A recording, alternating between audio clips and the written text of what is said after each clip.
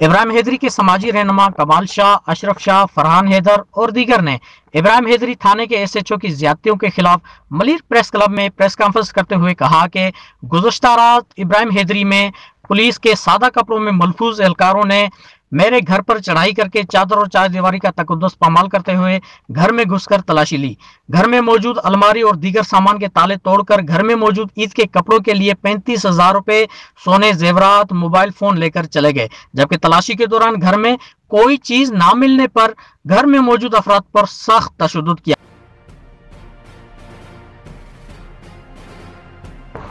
जी, Ibrahim Hydari police की ज्यादतियों के खिलाफ कमाल शाह और उनके साथियों ने मलिक प्रेस क्लब में हंगामी प्रेस कॉन्फ्रेंस की है। इस हवाले से हम राब्ता करते हैं कमाल शाह से, जो कि इब्राहिम हैदरी के समाजी रहनुमा है और उन्होंने ये प्रेस कॉन्फ्रेंस की है। तो आइए उनसे मालूमात लेते हैं। जी कमाल शाह, बताइएगा क्या तफसीलात हैं और आपको क्यों जरूरत पड़ी हंगामी प्रेस कॉन्फ्रेंस करने की इब्राहिम हैदरी पुलिस के खिलाफ? जी, मैंने प्रेस कॉन्फ्रेंस इसलिए की थी कि जो इब्राहिम हैदरी का जो एड्रेस है गुलाम मुस्तफा, वो जो ना इब्राहिम हैदरी का जो इलाके के लोगों को तंग करता है और जो मेरे घर पे जो मुझे हरासा किया है, मेरे घर के अंदर घुसा है और सादे कपड़ों में और मेरे घर की तलाशी ली है।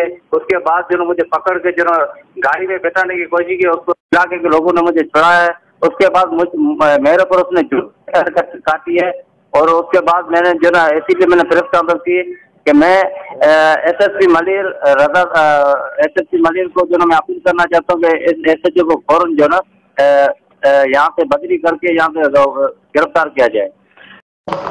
जी बहुत शुक्रिया कमाल शाह तफसीलात देने के लिए।